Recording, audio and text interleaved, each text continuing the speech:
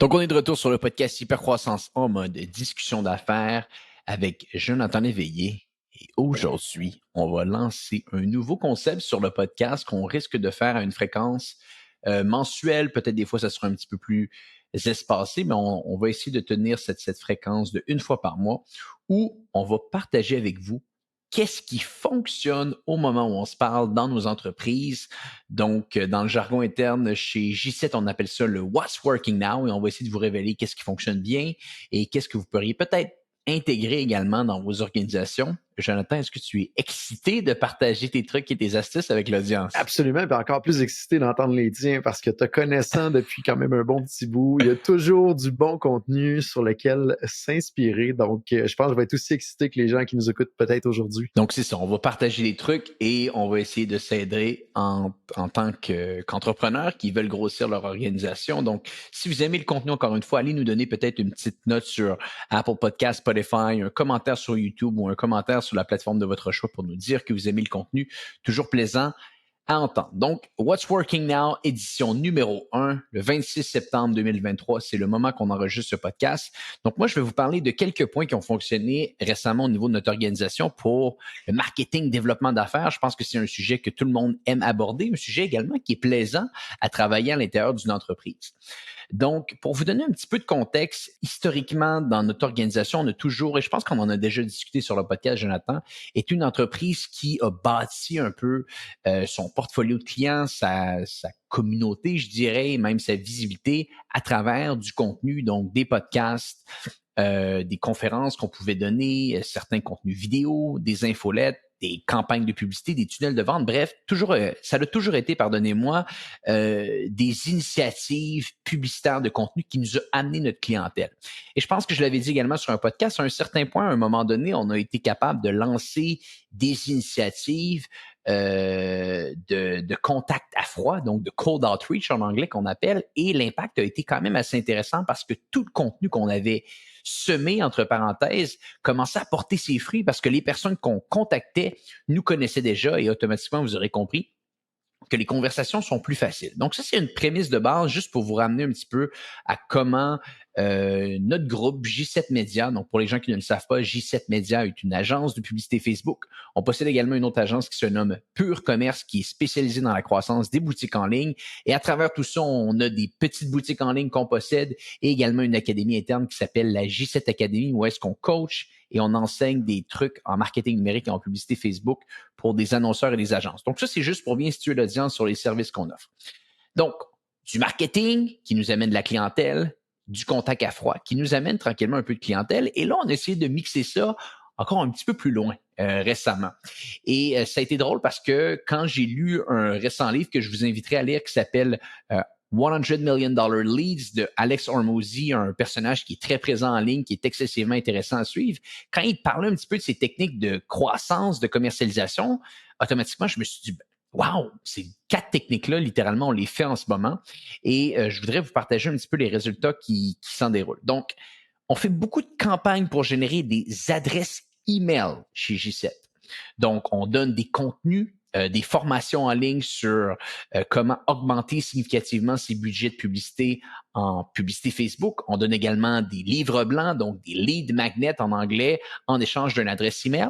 Et ce qu'on a commencé à faire récemment, c'est augmenter le nombre de questions qu'on pose au client cible quand il veut le contenu. Donc, exemple que je vais donner ici, si tu veux avoir accès à notre formation qui te donne la possibilité d'apprendre la technique que J7 utilise pour amener ses campagnes de publicité Facebook à 5 000 $ par jour, on va te demander ton nom, ton adresse email, mais également le nom pour l'entreprise que tu travailles, ton rôle dans l'organisation, qu'est-ce que tu cherches à faire dans les prochaines semaines et combien vous investissez au moment où on se parle. Et on a rajouté ce nombre de questions-là sans nécessairement voir une augmentation de notre coût par inscription à la formation. Donc, par le passé, on avait nom de famille et adresse email. Et qu'est-ce qui se déroule dans un contexte comme ça? Bien, automatiquement, on vient qualifier le lead qui, par la suite, après s'être inscrit, va voir notre formation et à la fin de la formation, il y a un appel à l'action pour prendre un appel avec nous et utiliser nos services. Bien entendu, comme dans n'importe quel marché, il y a environ 2, 3, 4 de la clientèle qui est prête à acheter maintenant et prêt à prendre l'appel. Mais tous les gens derrière, bien entendu, qui n'ont pas pris l'appel, rentrent dans des séquences d'indoctrination, rentrent dans notre structure interne pour avoir plus de contenu. Mais là, ce qu'on a commencé à faire, c'est prendre ces listes-là et les dire dire à nos équipes de vente à l'interne, voici des gens qui ont démontré de l'intérêt dans nos différents contenus. Et par la suite, contacter ces gens directement pour prendre des appels avec eux, ah bien là, ça a été le coup de grâce. Parce que littéralement, c'est des gens qui te connaissent déjà, comme on avait vu dans le passé avec des contacts à froid, mais avec le contact à froid, ce n'était pas nécessairement planifié, c'est un coup de chance que les gens nous connaissent. Mais là, on le sait spécifiquement qu'ils nous connaissent. Donc, on est capable de calculer combien il nous coûte pour aller chercher un email pour quelqu'un qui regarde la formation. On sait environ combien d'entre eux vont prendre un appel et combien d'entre eux, par la suite, vont devenir des clients. Mais on sait maintenant également combien de leads on est capable de donner à notre équipe de vente pour qu'eux fassent les contacts directement. Et ça, au moment où on se parle, nous donne énormément de nouvelles business chez G7. Donc, c'est un truc simple, mais c'est un truc qu'on n'avait jamais pensé, de se dire, est-ce qu'on est capable de mixer contact des gens qui rentrent dans notre écosystème à notre équipe de vente? Eh bien là, en ce moment, je dirais que c'est peut-être notre méthode numéro 1 d'aller chercher les nouveaux clients. Donc, si vous faites certaines campagnes en ligne, de livres blancs, de formations spécifiques, essayez d'intégrer une conversation avec vos équipes de vente. Vous risquez d'être surpris par les résultats. Et tout ça part, comme tu mentionnes, d'aller chercher un peu plus de data au départ dans l'arrivée du lead. Puis je trouve ça vraiment pertinent aujourd'hui que tu nous parles de ça, Antoine, parce que je viens d'avoir une discussion avec notre équipe de marketing ce matin. On vient de lancer notre nouveau site web. Il reste encore un petit peu de finalisation à faire. Mais je leur disais, là, on pose beaucoup trop de questions quand les gens viennent chercher un lead magnet sur notre site. Et là, toi, tu viens de me dire complètement l'inverse, que vous ne voyez pas de différence au final, là. Ben, écoute, je pense que ça revient à quelque chose que tu dois tester. C'est-à-dire, essaie de rajouter une question et par la suite, regarde ce qui se déroule. Et si tu vois que tes taux de conversion deviennent vraiment chaotiques, ben là, pose-toi des questions à savoir si tu peux vraiment le faire ou si ton contenu mérite vraiment la peine. Mais ce que autant que dans le passé, je voyais des campagnes de lead magnet juste pour aller chercher du lead au volume, je pense que maintenant, les coûts publicitaires sont tellement rendus élevés que tu dois tout faire pour que le contenu que tu donnes soit de grande qualité et que la personne n'ait aucun souci à te donner toutes ces informations-là. Un des meilleurs exemples dans le domaine, c'est HubSpot. HubSpot te font des livres blancs de 40, 50, 60 pages de très haute qualité. Par contre, si tu veux le contenu, ils vont te poser 10 à 12 questions avant de te le donner. Et tu peux être certain que les équipes de vente vont t'harceler sur LinkedIn, email, etc. Et ça fait partie du jeu. Et moi, je suis très à l'aise avec ça. Donc, je pense qu'on est dans une dynamique maintenant où est-ce que le contenu qu'on va offrir doit être drastiquement plus élevé en termes de qualité qu'avant, parce que là, maintenant, les gens sont habitués, mais en contrepartie, on peut demander plus de questions. Et si on le fait, là, je pense que c'est là qu'on peut créer une bonne transaction avec le client et ultimement trouver un retour sur investissement dans les différentes campagnes de pub qu'on va lancer. Et je trouve pertinent que tu dis que dans notre cas à nous, puis probablement dans le cas de plusieurs personnes qui nous écoutent, faut le tester. On peut y mettre des hypothèses qu'il faut aller chercher plus d'informations ou pas dans les formulaires à ce moment-là de contact ou d'inscription. Mais tellement souvent en marketing, on émet des hypothèses, mais la réalité, c'est les chiffres qui vont parler par eux-mêmes. Donc, il faut le tester, il faut itérer, puis voir s'il y a vraiment une différence ou pas, là. Exact. Il faut tester beaucoup, beaucoup, beaucoup de choses. Avant que je t'en dise d'autres, est-ce que tu as certains trucs que tu aimerais peut-être partager qui ont fonctionné de ton côté? Ben, je trouve ça super intéressant ce que tu apportes parce que pour ceux qui nous écoutent, on ne savait pas exactement c'est quoi les points qu'on allait apporter chacun de notre côté. Et là, je t'apporte exactement la complémentarité de ton point, Antoine. Oh, wow. On a toujours été chez OpenMind dans les dernières années en mode d'engager des représentants qui vont aller générer des leads en mode outbound. On faisait peu ou pratiquement pas de marketing, sauf pour le côté RH. Et on commence à ouvrir la machine marketing, à générer des leads, à appliquer un petit peu ce que tu viens de mentionner, Antoine. Il nous reste encore des croûtes à manger pour se rendre au niveau de ce que tu testes et que tu as comme résultat.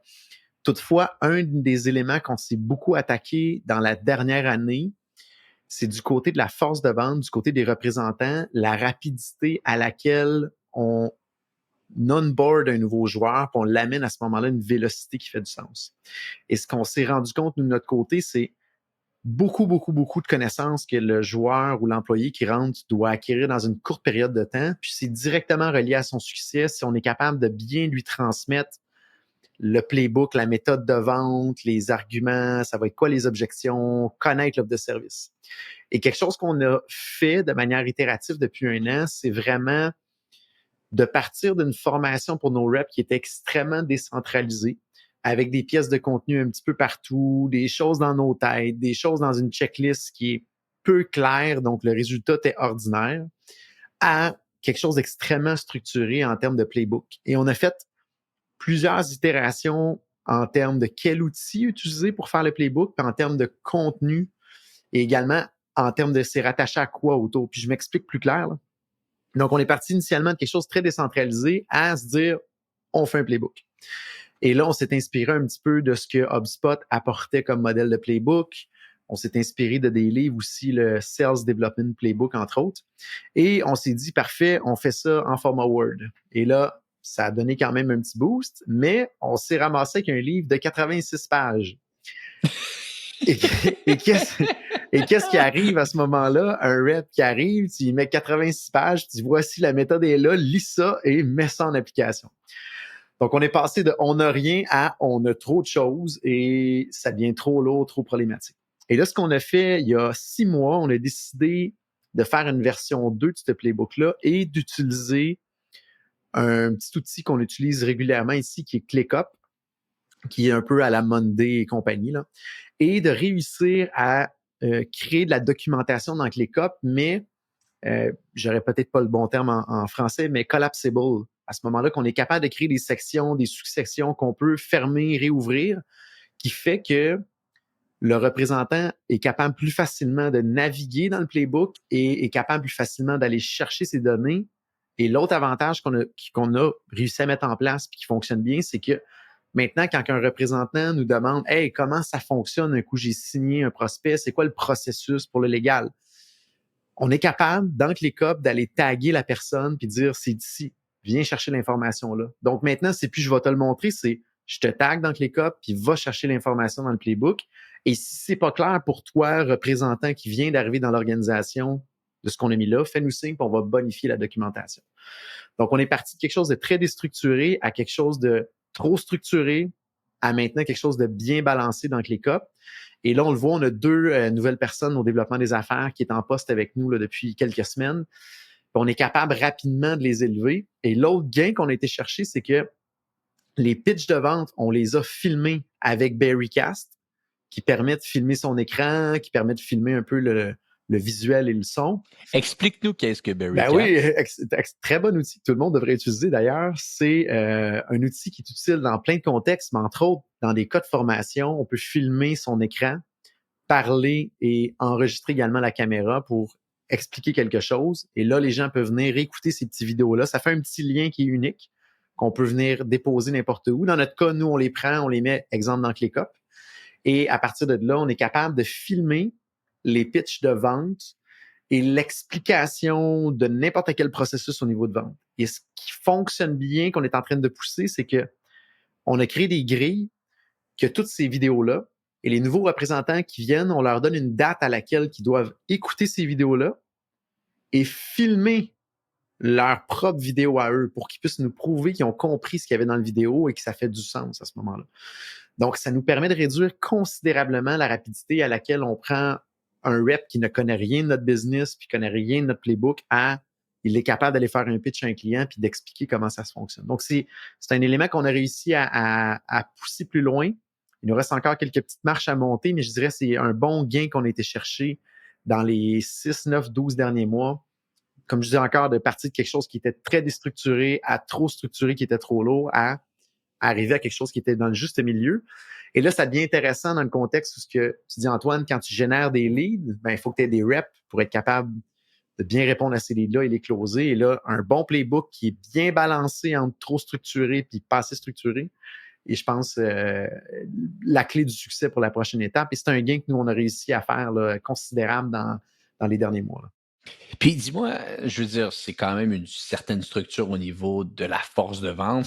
Ça demande de l'expérience, ça demande du temps, de l'analyse.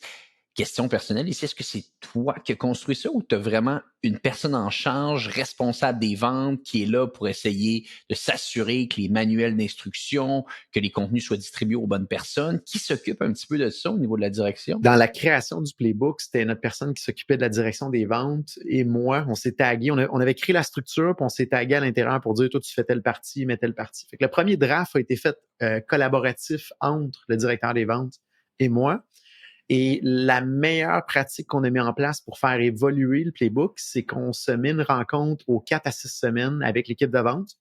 On s'assoit ensemble, on dit qu'est-ce qui vous manque dans le playbook pour être opérationnel. Et là, l'input doit venir de eux. T'sais, on leur demande qu'est-ce qui n'est pas clair ou qu'est-ce qui vous manque. Puis là, on va faire des pièces de contenu ensemble qu'on va venir rajouter dans le playbook selon vraiment eux ce qu'ils ont besoin. Puis là, ce qui est le fun, c'est qu'il y a des nouveaux reps qui rentrent en cours de route, qui des fois apportent quelque chose, qui disent « Oups, ça, c'est peut-être mal fait, je ne le comprends pas. » Donc, c'est vraiment collaboratif. Puis après ça, des fois, les gens, dans ce meeting-là, vont dire « Ben moi, je suis la meilleure personne pour documenter ce bout-là. » Donc, ça peut être un rep lui-même qui va le documenter. Ça peut être moi, ça peut être le directeur des ventes, ça peut être la personne au marketing aussi. Donc, on va venir décentraliser à ce moment-là l'apport d'informations dans ce playbook-là.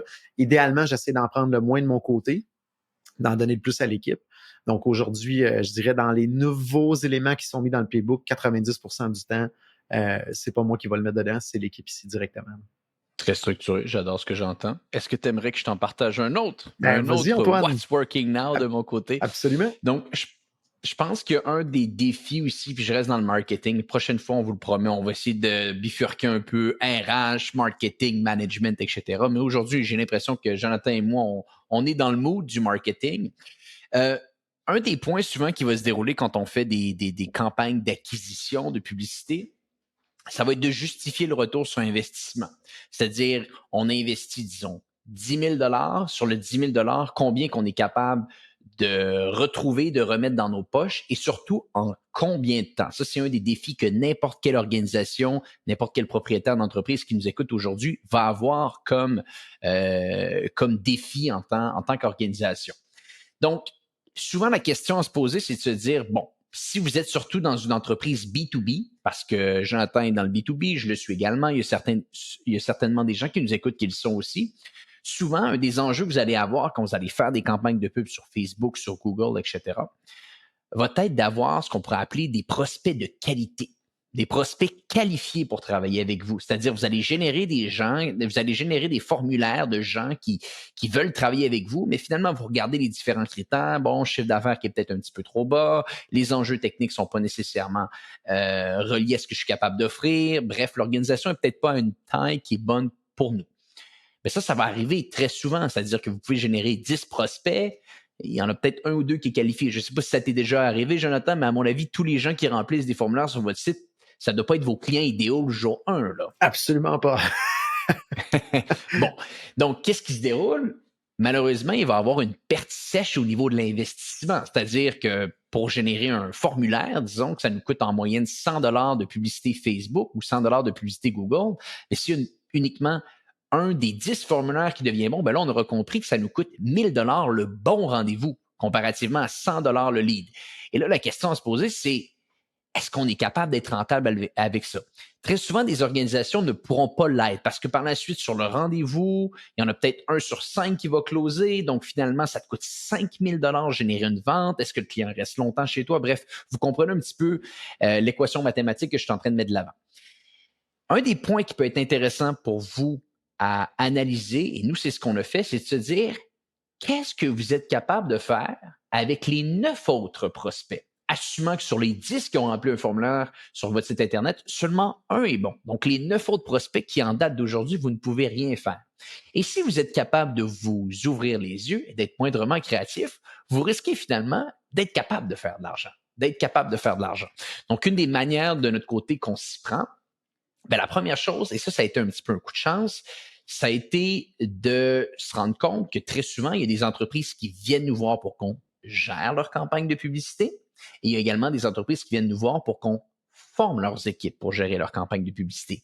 Bizarrement, et ça, je peux difficilement te l'expliquer, Jonathan, le même message publicitaire, peu importe comment il est fait, va toujours amener ces deux types de personnes-là. Peu importe si on vous dit hey, on veut gérer vos campagnes de pub, ou si d'un autre côté, avec le message publicitaire, on dit, hey, on veut vous aider à former vos gens en interne pour vos campagnes de pub. Peu importe le message, ça attire tout le temps ces deux types de personnes-là. On dirait qu'il n'y en a pas un qui résonne plus avec un message. Donc ça nous permet maintenant de les amener dans un autre endroit à l'interne chez nous pour les gens qui veulent apprendre à former leurs acheteurs médias à l'interne. Une autre manière qu'on fait maintenant, c'est qu'on prend ces prospects-là qui ne sont pas qualifiés et les mêmes gens qui sont dans notre académie à l'interne, qui des fois vont être des agences, des prestataires ou des freelances, on va leur présenter les prospects qui vont venir à nous et qui ne sont pas qualifiés en leur disant, vous faites partie de notre académie à l'interne, voici un prospect que nous, on ne peut pas prendre pour les raisons qu'on vous évoque. Est-ce que vous aimeriez travailler avec eux? Et là, ce qui est intéressant, c'est que nous, de notre côté, on est capable de dire au prospect, on fait confiance à cette personne-là. Cette personne-là, cet acheteur média, ce freelance, cette agence-là est formée avec nos meilleures pratiques.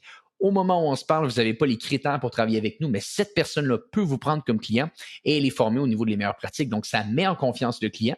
Et également, ça met en confiance et ça rend la personne qui est dans notre académie à l'interne, qu'on forme pour les campagnes médias, excessivement en confiance et cette personne également est excessivement heureuse. Et par la suite, bien entendu, ça lui donne envie de rester encore plus longtemps dans notre académie pour avoir encore plus de prospects qu'on peut lui présenter. Donc, finalement, tu pars d'une dynamique où est-ce que tu avais simplement 10% de prospects qualifiés à maintenant encore uniquement 10% de prospects qualifiés pour une de tes lignes d'affaires. Mais par la suite, tu es peut-être capable d'aller chercher un 20% pour ta deuxième ligne d'affaires et le reste que tu es capable de présenter à d'autres personnes. Et ça, c'est uniquement 3 manières qu'on utilise, mais il y en a d'autres. Et au final, ça fait en sorte que jour 1, après 30 jours, pour chaque dollar qu'on investit en publicité, on fait environ 1 dollar dans nos poches directement après 30 jours. Donc, le fameux break-even se trouve au mois 1 et quand même à des budgets publicitaires très élevés. Et par la suite, on est dans le service, dans le B2B. Les factures moyennes sont de plusieurs milliers, voire de dizaines de milliers de dollars par mois. Donc, le mois 2, le mois 3, le mois 4, c'est ce qu'on appelle, nous, à l'interne, ce qu'on appelle un profit maximizer. C'est là que le profit va se générer. Donc, on est capable de trouver l'équilibre au mois 1 avec ces différentes initiatives-là. Et bien entendu, les mois 2, 3, 4 nous permettent par la suite d'être profitables. Donc, comment mettre ça en pratique chez vous? Posez-vous les questions. Si vous générez plusieurs formulaires de prospects sur votre site Internet et seulement 1 ou 2 d'entre eux sont qualifiés sur 10, qui serait prêt à rencontrer et discuter avec les 8 autres et comment vous pouvez aider les 8 autres prospects à vraiment avoir du succès? Et si vous commencez simplement à vous poser ces questions-là, vous allez être surpris des réponses qui vont s'intégrer ou plutôt qui vont être devant vos yeux. Donc, peut-être un point également à mettre en place de votre côté. Il faut quand même avoir une certaine maturité parce qu'il y a probablement beaucoup d'entreprises qui nous écoutent ne génèrent peu ou pas de leads. Là, il faut être dans une dynamique où on reçoit quand même un bon flow de leads et qu'on est capable d'analyser est-ce qu'il y a une demande qui semble récurrente en dehors de notre champ d'expertise. À ce moment-là, est-ce qu'on peut le desservir avec une nouvelle ligne d'affaires ou est-ce qu'on le flippe à quelqu'un d'autre? Donc, il faut quand même, je pense, être rendu à un certain stade de maturité que vous l'êtes, c'est ça, oui. Faut générer des prospects. C'est surtout pour les gens qui génèrent des prospects et qui sont pas capables nécessairement de convertir beaucoup de transactions. Et vous pouvez présenter ces prospects à des particuliers et lier des relations avec eux, ou vous pouvez également les présenter à certains sites web qui, des fois, veulent acheter des leads et qui, eux, vont les revendre à d'autres personnes. Et si jamais, pour ceux qui nous écoutent, vous générez pas de lead, ben, vous appelez Antoine. Ça va être réglé. C'est une bonne manière. On peut vous aider à en générer des leads ou également on peut vous le montrer à vous-même. Donc, bref, encore une fois, il y a plusieurs manières de mettre ça en place. Mais gardez ça en tête. Je pense que de s'ouvrir les yeux à savoir lesquels qu'on peut travailler, lesquels leads avec qui on peut travailler, lesquels leads on peut pas travailler et s'ouvrir les yeux, vous allez être surpris des partenariats que vous êtes capable de construire également de cette manière-là. Et j'aime la philosophie, Antoine, parce que depuis que je te connais, s'il y a une chose que je vois, j'entends et je perçois de toi, c'est de toujours optimiser les petits détails dans les coins. Et ça ramène au concept de passer d'une dépense à un centre de profitabilité encore. Exact. Toujours l'idée. Qu'on laisse peut-être juste en mode dépense sur la table dans nos organisations, mais de regarder comment on peut la prendre et de transformer ça dans un centre de profitabilité. Donc, toujours intéressant que tu nous ramènes ce message-là parce qu'on a peu ou pratiquement jamais le réflexe de voir nos organisations sous cette lunette-là qui nous permet de pas inventer du profit, mais de faire apparaître du profit dans des lignes qui devraient être des lignes de dépenses. Oui, puis c'est souvent ce qui fait en sorte que par la suite, tu peux aller investir encore de manière plus agressive en publicité. Et là, c'est là que ça crée le fameux flywheel, où est-ce que chaque dollar que tu investis est capable de t'en ramener un petit peu plus. Et je pense que surtout dans un contexte actuel où, pour les gens dans le service, où est-ce que, pour des raisons qu'on peut comprendre, les salaires augmentent, mais à un moment donné, on ne veut pas tout le temps simplement dire à nos clients, ça coûte plus cher de travailler avec nous. On n'aura pas le choix à un certain point. On doit augmenter nos prix. Ça fait partie de n'importe quelle organisation, mais on veut rester compétitif. Et est-ce que pour rester compétitif, on va devoir toujours augmenter considérablement les prix? Essayons peut-être de trouver d'autres manières créatives de le faire et ça peut nous permettre par la suite d'aller chercher encore plus de parts de marché. Mais je pense qu'il faut s'ouvrir les yeux, il faut être prêt à prendre certains risques quelquefois. Bien intéressant, Antoine. Donc, c'était la première expérience de What's Working Now. D'autres choses à rajouter, Joe, avant que je te laisse filer? 2 nouvelles en rafale d'1 minute. Premièrement, Amazon vient d'ouvrir le portefeuille 4 milliards pour investir dans Anthropic, qui est une compagnie en AI. On en avait parlé, c'est les anciens Google qui avaient levé 100 quelques millions avec aucun produit en 30 jours. Donc, c'est les mêmes? Oui, exactement. Oh, wow. Donc, Amazon vient de les backer pour développer le prochain langage au niveau de l'intelligence artificielle. Donc, assez intéressant. Fait qu'Amazon embarque dans la danse. Microsoft qui a officialisé qu'au 1er novembre, allait lancer Copilot 365. Donc, c'est l'amener ou la venue de l'intelligence artificielle dans leurs différents outils. Donc, on promet des notes un petit lien dans les notes de l'épisode. Ça va être très gros ce qui s'en vient du côté de Microsoft, qui est la continuité de leur investissement chez OpenAI. Donc, on va commencer à pouvoir pleinement utiliser ça dans nos organisations à la deuxième vitesse. Et je pense que ça va être bien intéressant à suivre. S'il y en a qui se posent des questions par rapport à l'intelligence artificielle dans leur organisation, on a lancé la semaine passée un épisode sur le podcast Pivot, épisode 46, où on commence à démystifier l'intégration de l'intelligence artificielle dans nos entreprises. Donc, on attaque la question qu'est-ce qu'un LLM et qu'est-ce que le deep learning, qui est un peu la base. Donc, épisode 46 sur le podcast Pivot. C'est complet, Antoine, pour cette semaine de mon côté. Allez écouter l'épisode Pivot, allez écouter, ou plutôt allez voir la fameuse application Berrycast. On mettra des liens dans les notes de l'épisode. J'ai cru entendre entre les branches que ça a été développé par une entreprise québécoise, donc je vous laisserai deviner laquelle. Jonathan Léveillé, merci encore d'avoir été avec nous aujourd'hui. Si vous avez aimé le format des What's Working Now, donnez-nous un petit commentaire, que ce soit sur LinkedIn, les plateformes de podcast, YouTube, toujours plaisant de le voir. N'oubliez pas également, les podcasts sont maintenant en format vidéo. Plusieurs supports visuels vont être intégrés à l'épisode d'aujourd'hui. Et sur ce, on se dit à bientôt pour un prochain épisode de Hypercroissance.